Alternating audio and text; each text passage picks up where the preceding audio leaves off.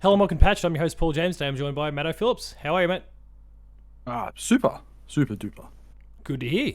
It's Yeah. getting towards I guess, the busiest and also quietest time of the year for all the stuff that we do. I don't know, there's lots of stuff that goes on in games, but also not a huge number of games coming out. I guess Halo's the big one still to come. That's about it. Um, we're doing patched updates today, so we'll be talking a lot about what we've been playing lately. So maybe we'll save that sort of conversation for the actual key subject. Do you want to start? Sure, I always start. So Yeah, good point. Yeah, it's why hosting for not? like, hey, how you doing? All right, now let me talk for the next 30 minutes. So, like, just give it to the other guy. Oh wait, I am the only other guy here.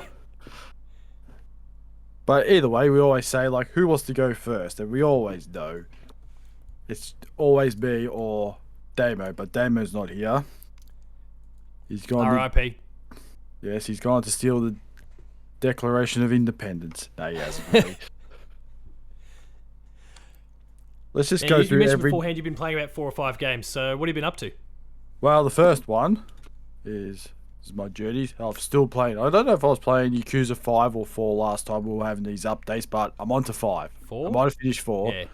Well, I finished 4. I'm on to 5. And it's just the same old story.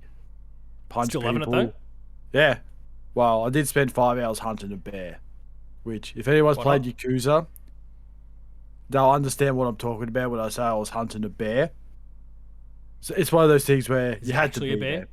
It's actually a bear. Okay, that's a good start. It's an actual bear. A real, or not real bear, a video game bear, but it's a bear. So if anyone's played Yakuza, they'll understand when I'm talking about a bear. And yeah, it's the same old story. Same thing. But it It's still like, holds up, I guess, because you've now played so many of them in Yeah. kind of relatively short time. It's still keeping you interested, or? Yeah, it is. Because I think it's just, I don't care about the story, I just care about going around punching people in the face. Yeah, right, okay.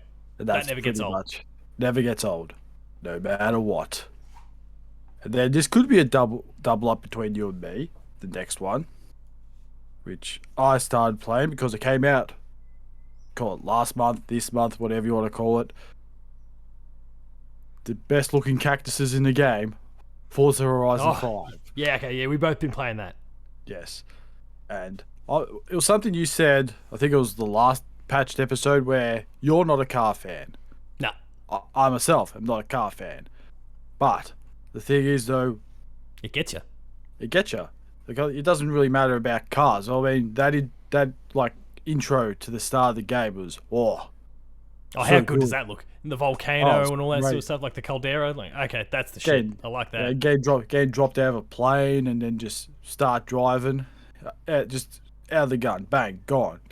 Just start driving. It's good shit. Did you see Xbox Australia? Credit to them. They kind of tried to do an equivalent thing here in Australia. There was a guy parachuting, and they dropped a car. They dropped one of the Forza Horizon cars out of the sky as well. Both parachuted down.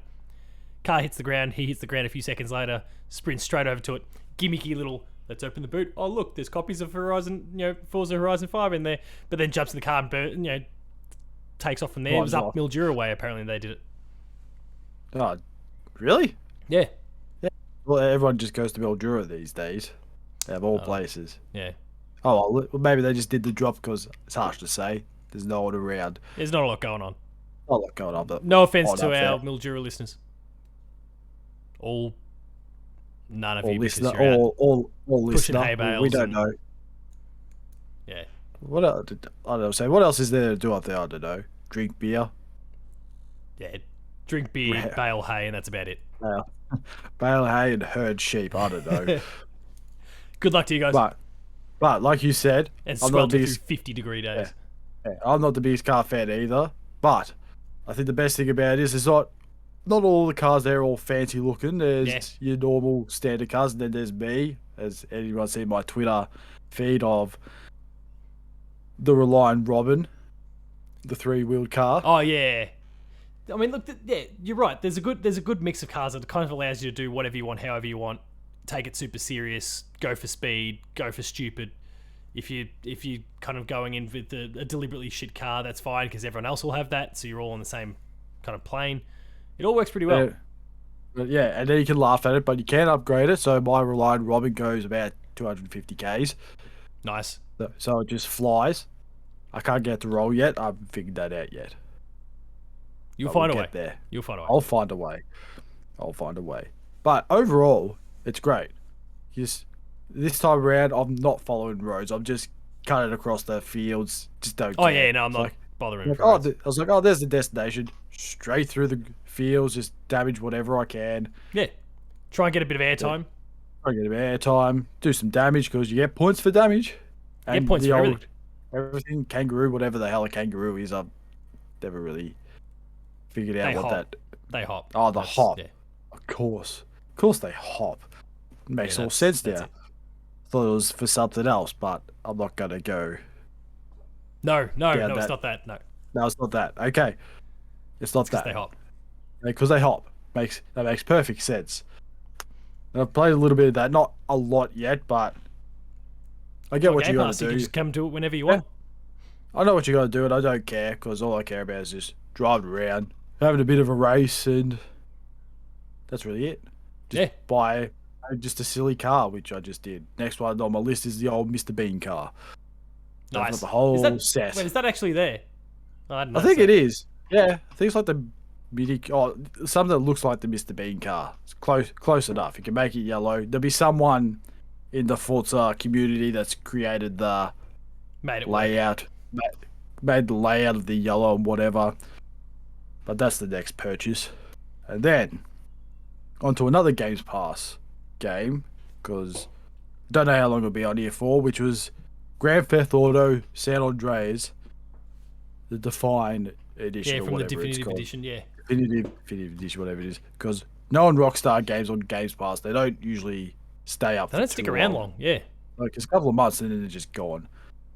But so far, yeah, just feels like Grand Theft Auto San Andreas with a few extra pixels. That's you dealing with many bugs or crashes or stupid shit? Not yet. I've seen a few good ones. Just someone just driving, and all of a sudden they just fly up in the air, or funny looking faces. It's just the physics just go out of whack. And I thought, nah. I think people complain. I'm looking at it going, what are you talking about? That's just normal Grand Theft Auto back in the days where it just went wacky for no reason. I didn't play a huge amount of old school GTA, but I don't really remember that sort of stuff. Me either. But whatever you do, if you're going to use cheat codes, do not put on the violent one because you'll regret that greatly. What happens? Well, if you enter the cheat, it's just pretty much everyone around you, like pedestrians and all that, just start punching on with each other and yourself, and you can't take it off. So you have to start the game again if you want to not get punched, because you might have to do like a sneaky mission, try and just sneak around, and then someone comes up and just starts punching you. Beats the hell out of you. So don't do that. It's a silly idea. I found that out the hard way. Yeah, right. As you were just trying out cheat modes, and then that one stuck. Yeah, I thought, I tried to get it off, and it didn't come off. I was sad. Then my final game, which is you can call it a Black Friday sale game, whatever. I don't care. There was a lot of Black Friday stuff I purchased, and I got no money left. Yeah, I'm a bit the same. But I thought it's on Game Pass. I could get it and play it for free there, but I'm a PlayStation. I'm in my stable. I bought Psychonauts 2 on PlayStation. Spent $65 on it. Down from 100. Is that all? That doesn't matter.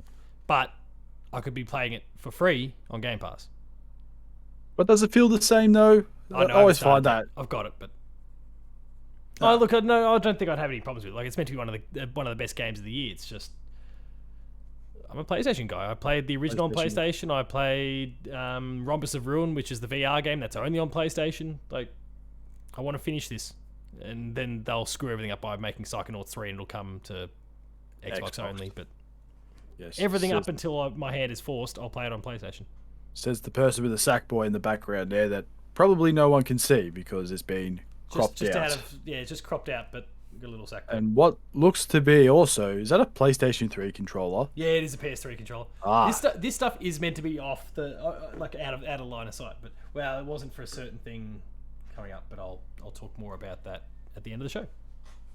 Going off PlayStation, one of my Black Friday purchases was Metroid Dread. Oh, nice. Yes, I played a little bit of it, but so far, I like it. I haven't played too much of it yet. I haven't got the feel yet, but I will say, plays well. Yeah, it plays real well. Plays real well. It's just, it feels a bit Ori-ish. It's like, I know this type of situation. Well, I mean, wait, have you played like 2D Metroids before? No. Yeah, right. I played Super Metroid, which is on that Yeah. Super Nintendo Classic thing. That was the only time I ever played it. But I sort of started playing Metroid during the Metroid Prime days. Yeah, right. Okay. Or Smash Brothers, if you want to call Yeah. it that, because that's when I suppose first saw Samus. The primes are still Metroidvanias. They're just 3D. Just first person instead of first- 2D. 3D and first person shooters. But yeah, I mean, like, it'd be really interesting to then kind of see you go back and see what your thoughts are on this, considering it's kind of it and Castlevania, obviously the two parent franchises that made up this whole Metroidvania sort of thing.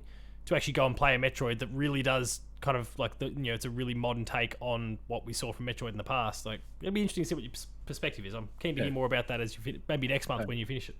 Yeah, well, I've died a lot already. Oh, just yeah, because those silly those robot things. I forget what they're called. Yeah. Emis, yeah. Just try to be smart. Like, I'll jump over it. Nah, jump straight into it. I was like, damn it. Yeah, It's not easy. It's brutal.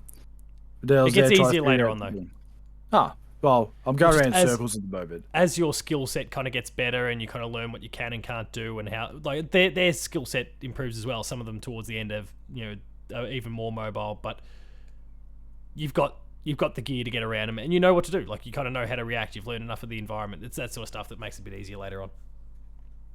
Yeah, at the moment, I'm sort of stuck in a loop. I can't figure out where I'm going. I'm going around in circles. Shoot walls. When in doubt, shoot the wall. Yeah, no, I figured that out. I was just randomly shooting around, just go around in circles. Then I found a hole. It's like, oh, okay, makes perfect sense now. There's usually like enough little cues on the map or something like that that kind of prompts you that there might be something anyway. But yeah, I know they said that in the tutorial part too. It's like, if something looks like you should shoot it, shoot it. Okay, like, okay, yeah, I'll do that. Missiles are your friend. Yes, but that's me done for the month. It's just There's one other game that you might be playing for a little bet. It even researched on Twitter earlier today. Oh, you haven't started yet. Okay, that might be next month or start of the year. Right. Well, we'll shout that out now. We'll kind of as we segue across to me because I'm playing Death's Door again. I love Death's Door. I put up a feature just last week on the Play 2 website about how I still think it's the best game of the year. There's a podcast going live as of when this show goes live. It'll be going up tomorrow with myself and Jono from the Hungry Gamers. It's actually like I'm joining them on this. He's doing a spoiler cast for the game. I joined him for that, so you can kind of hear me talk in a bit more detail about the game there. But we should acknowledge the fact that Doug, who we've referenced in the past, he calls you Phil. He made a little. Well, you're looking to. I can't remember. Was it around the platinum or was it around you finishing the game with the umbrella? Well, I'm going for the platinum. That's right. why I said the umbrella, because you need to need to complete the game just using the umbrella. I think that was the achievement. In terms of melee, like you can use obviously your bow and arrow, you can use the magics and those sorts of things, but in terms of melee weapons, it has to be the umbrella the entire game. Which for anyone who's not played it, it does half your normal damage. Yeah, it's the weakest weapon. Yeah, out of all. It's stylish. You get 10 out of 10 for, but damage probably about 2 out of 10. Yeah. So you're going to try and get through the game on that, get the platinum. So good luck. Yes, I mean there's those big knight things too, and I'm just thinking about that god. Well, at least for that one, like you don't have to worry about the what am I looking for? You don't have to worry about any of the side stuff for that particular playthrough. Like if you're going for the platinum, on your first one, do all the side stuff, which is kind of what I'm doing at the moment. I'm going to get myself to that point where I've ticked off all the side things, and then maybe one day I'd look at it and go, there's a gap between games I'm reviewing or games I'm playing here. Let's go back to Death's Door and see if I can't do it with an umbrella. But yeah, I mean, collect all the extra stuff. But yeah, like right now I'm replaying Death's Door. I did the spoiler cast. I've played it on we both played it early in the year, back when it came out in July. So I was able to do the spoiler cast pretty easily. But replaying the game at the moment on PlayStation because I want to play it on my preferred platform. Pinging those trophies as I go. Certainly now that I don't have to worry about spoilers, I am deliberately going, okay, where, this thing, okay, how can I get that trophy? Okay, I found Pothead Secret Garden, or here's my way that I can upgrade my fire magic. Okay, well, I'll go and do this. Oh, it's a mini boss. Yeah. Cool. Okay, I'll do that. Like this. The conga line. Have you done the conga line yet? Not the conga line yet, but that's 10 of the little, I've forgotten their names, but the 10 little garden fairy things. Yeah. So no, not yet. But I'm kind of. I've only just finished for spoilers, people, the Urn Witch. I've only just beaten that boss. So The first boss. the first boss. First boss. Or the first second, of the or three second, giant second. souls. Yeah, you could maybe even argue Grandma. the third, because there's that one at the very Grandma. beginning. Get beaten over the head. Then there's the castle, and then there's the Urn Witch. But yeah, How Pothead became Pothead. That's all you need to do. our man Pothead. Our man. So yeah, What lots of thoughts on Death's Door. Go check out the website there for why I think it's the best game of the year. We've got our review discussion from a while back. We've got a whole bunch of stuff. So it's like the most talked about game in Play 2 this year, I reckon. We've done a review. We've done a video review. Yeah, Jess did the review. There's the video. Two plays. Then you're doing your spoiler cast with. I think there might even be 3 player 2 plays, because there was. Oh, really?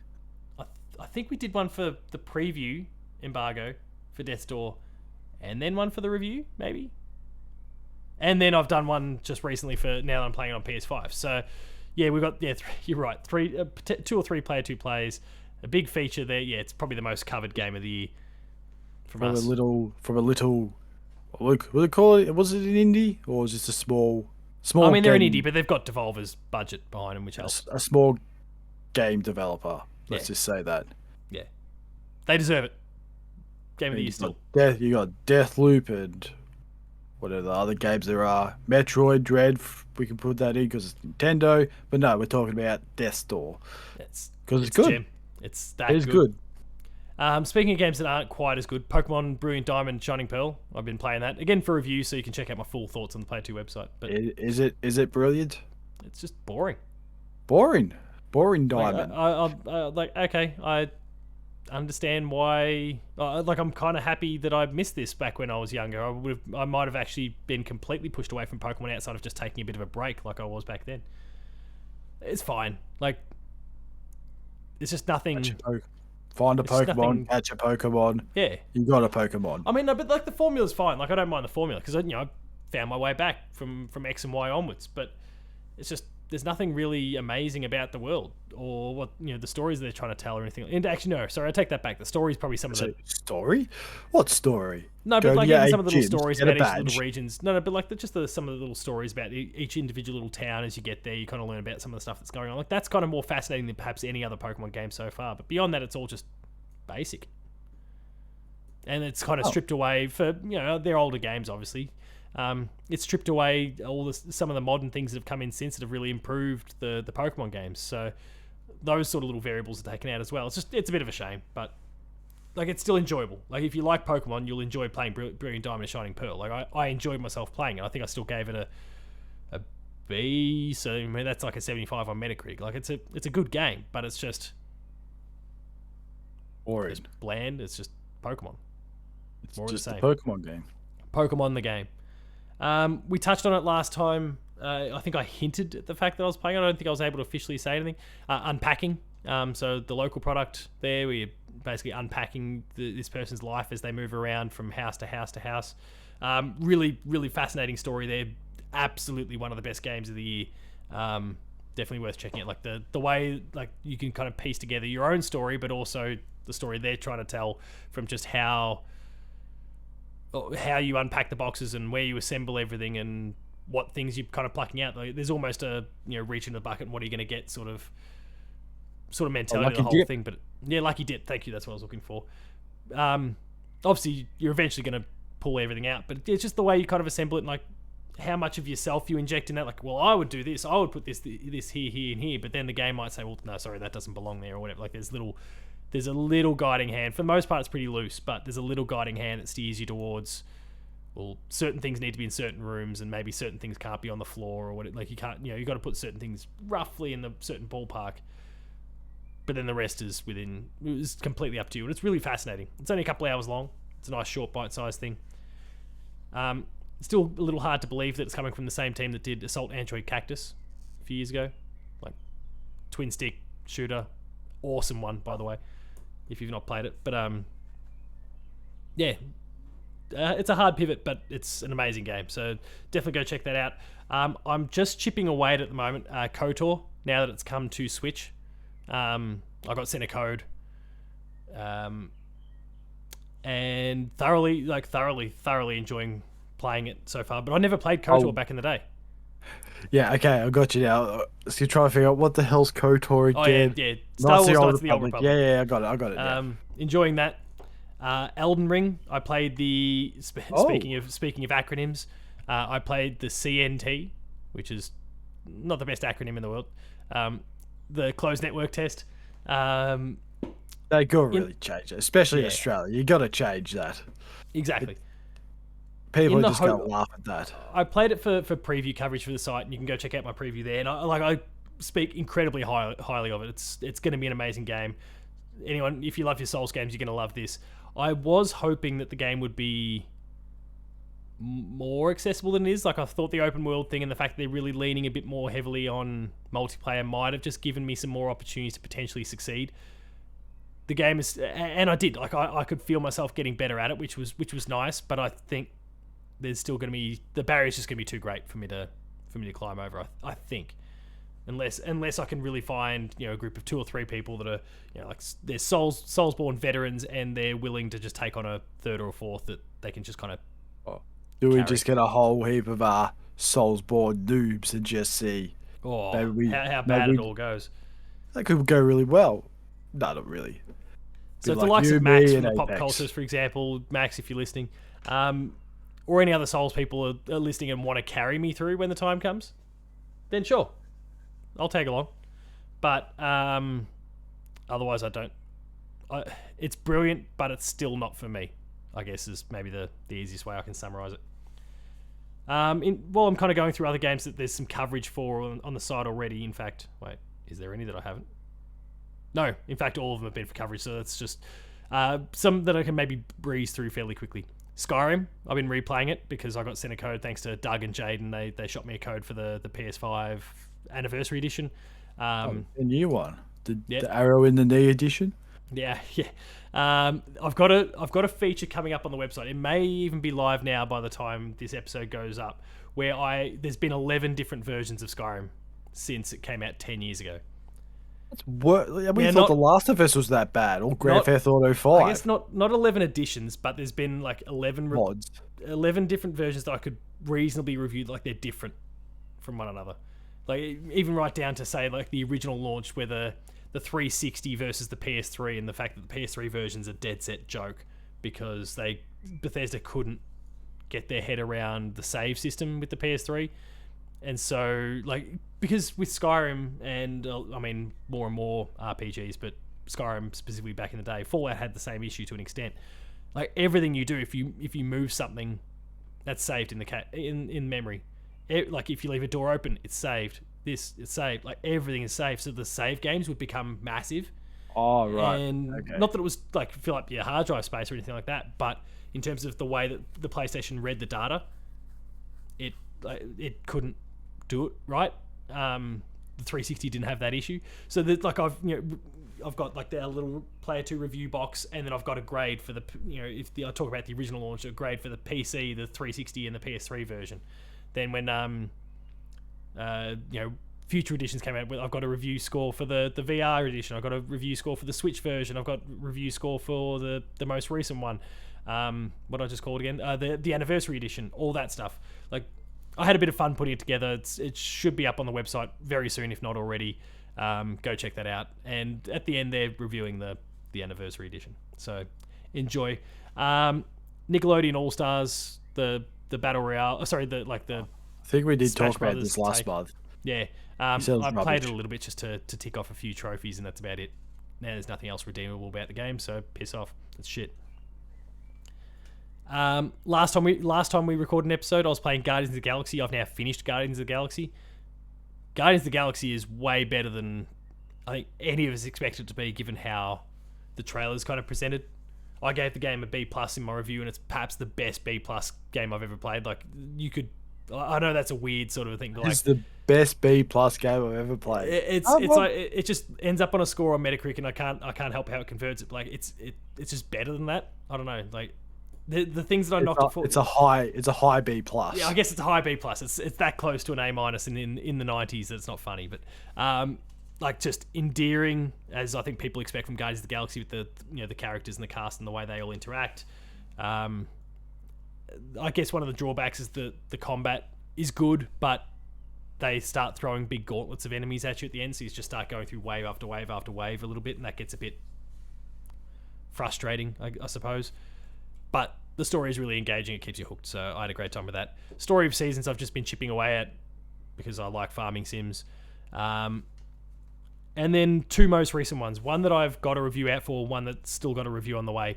Jurassic World Evolution 2, I've been playing. I've got a review up on the website for that. So basically park sim stuff, but in the Jurassic World, Jurassic Park setting. It's about the best game based on Jurassic Park or World ever so far. Does it end up like Jurassic Park or Jurassic World where things go to shit? Yeah, where the fat man just gets greedy and turns off the power. Your staff can turn on you if you're not looking after them or treating them properly. They'll sabotage the park. But there's also, I guess, in like sim sort of fashion, there's storms that will happen or whatever that. Oh no, the gate's been like a fence has been smashed open as a result, and so the dinosaurs start breaking out. And you got to send your helicopter out there and trank them and try and cart them back in. Like it's. Oh wow. It's actually like it's a lot of fun. There's kind of a core campaign, which is really at the end of the day just a tutorial. It's about 4 or 5 hours long. There's 5 missions there where they just show you through a bunch of mechanics. And then this other mode called Chaos Theory, which is set in it's from each of the 5 movies so far. There's a scene there, and we kind of know how to your point. 5 movies. We know 1, 2, and 3, and then World and. Don't worry about those. Don't worry about the first. Don't worry about 2 and 3. I've forgotten what the second one. The second one. Something Kingdom. Forgotten Kingdom. Or the Lost Kingdom.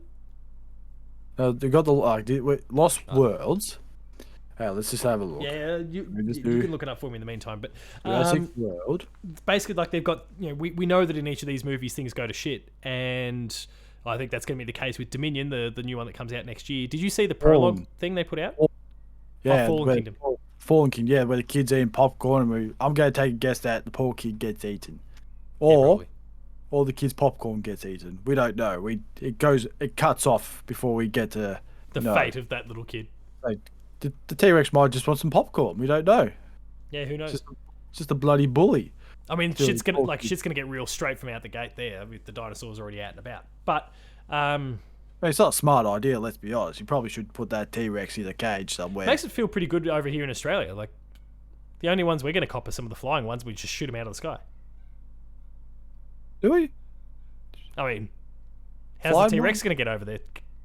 They're big creatures. They can't just jump over. They'll drown if they go under. Yeah, I never thought of that. We got it good. Yeah. And then if you're in Tasmania, outside of the fact that it's a shit boring place. Has a dinosaur bird ever taken on a magpie? I don't think they're going to win. Yeah, the magpie will kick its ass. It'll swoop the shit out of it. Swoop them. Swoopy boy. Eagles, hawks. There's no chance for a pterodactyl. Yeah, exactly. Get here. But so the Chaos Theory, it throws you into the 5 sequences from the 5 movies, and we know that things go to shit, and it's basically build the park and make sure that doesn't happen. Which are really kind of interesting. There's just a whole bunch of scenes you got to go through, and it kind of tutorial. Okay, now you need to do this and this and this, but all the while anything could go wrong at any given moment. So you need to maintain the staff's satisfaction levels. You need to make sure that, in the event that a weather thing does happen, that you get all your sounds like customers inside. You've got to factor everything in, and it's pretty cool. I really enjoy it. So if the staff get angry, can you just delete the door so they can't get out? And that'd be nice, but you don't actually. It's not, I guess, that's maybe one of the big drawbacks. It's not as deep as a lot of other sims where they're kind of faceless people for the most part, and they're not just strolling around the park, so you can't just hem them in somewhere. It'll just be all of a sudden can't herd them into a pen or anything. No, It'll just be all of a Yeah. sudden like the gate breaks open and there'll be a prompt that the staff have cracked the shits and whatever. Like I knew that was going to be a potential concern, so I didn't allow that to happen. Like I made like as soon as I've used them for a few jobs in a row and they're starting to get exhausted and their motivation's starting to take a dive, I'll spend $75,000 to let them have a rest. That's an expensive rest. It's an expensive nap. What, That's a year's salary. hey, what did they do? Just have a sit down? Just have They're a out of action cup for of tea? 2 in-game minutes. Wow. Costs $75,000 for those people to have 2 in-game minutes rest, and their motivation to be back to 100%, and you could just use them as much as you want again. So yeah, whatever. There's all the genetic side as well, because obviously in the world movies they really went further into how they've modified the dinosaurs, and that's how you've gotten the Indominus Rex and all those sorts of things. There's a bit of that as well, tweaking, tinkering with their genetics, all that sort of stuff. It's a pretty cool game. And yeah, I think the best game based on the Jurassic Park / World license so far, I'd argue. And keen to see what else they can do with it. And the last game is one that, like I said, haven't reviewed it yet. There will be a review coming at some point once I just get through it and finish it. Another Aussie title, Grow Song of the Evertree, which has kind of got Harvest Moony style things. Like there's elements of farming sim to it, but also town building and a whole bunch of other stuff there. It's a pretty zen sort of experience. The game looks beautiful too. Like their art style is stunning. Really holds up. This is the same people that made the game Yonder the Cloud Catcher Chronicles maybe 4 years ago, something like that. Aussie title. They've got a really good sense of style. I wasn't super big on the last game. I think just mechanically it didn't quite jive with me, but this one does. So enjoying my time with it so far, and look for some solid thoughts about the game sometime in the next couple of weeks, I'd imagine. Certainly before we do our final updates for the year. And I'll talk about the game probably in more detail then. There's one other game I'm playing at the moment that I can't talk about. 2, actually, that I can't talk about, come to think of it. And you'll hear more about them in due course. Matto, we somehow managed to go through like 15, 16 games in only 30 minutes. Wow. Which is maybe a PB for us. What do you think you're going to be playing over the course of next month? Well, probably more Yakuza 5. Try and finish that off. Then probably Metroid Dread. Maybe Yakuza 6, or have you already Deathstorm. played Yakuza 6? No, I'm not playing Yakuza. I'm taking the rest of the Yakuza games after this. I've got a whole heap of other games I've got to play. That's fair. I got the whole Mafia trilogy I've got to play. Nice. What else I can see from here? I got the Alan Wake remake. Oh yeah, I want to get back to that. I played it for Player 2 That plays was, and haven't that was gone back another since. that was another Black Friday deal. And maybe for like the 15th time, try and play Call of Duty Modern Warfare. Vanguard. Oh. No, Modern Warfare. The one I'm still waiting to update from 2 years ago. The 2018 or 19 one. Yeah, something like that. And maybe, I think there was one more. I forgot. Oh, maybe Valhalla. It's a choice between all those games. And some more You Forza. going to try out Halo?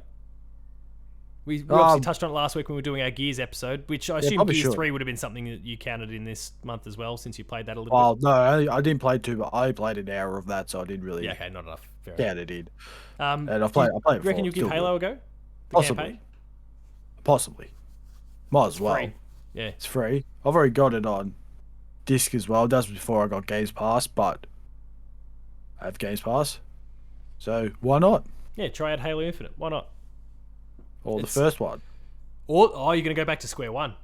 Go back hang from on, the start. weren't you talking about a full playthrough or something? Was that something we discussed? Oh, there? yes. Yeah, possibly. The old Halo, sorry I'm late. No. Yeah, that could be on the cards as well. Yeah, Because that's a lot of games to get through. that is a lot of games. I think we could 6 or probably give you a pass by letting you play just the core ones. So 1, 2, 3, 1, 4, 2, 3, 5, 4, and Infinite. 5. There you go. What's the other ones? Well, there's Halo Wars. 3 ODST. There's Halo Reach. The official soundtrack. Didn't know that was a game. Not OST. ODST. ODST. Orbital Dropship Troopers.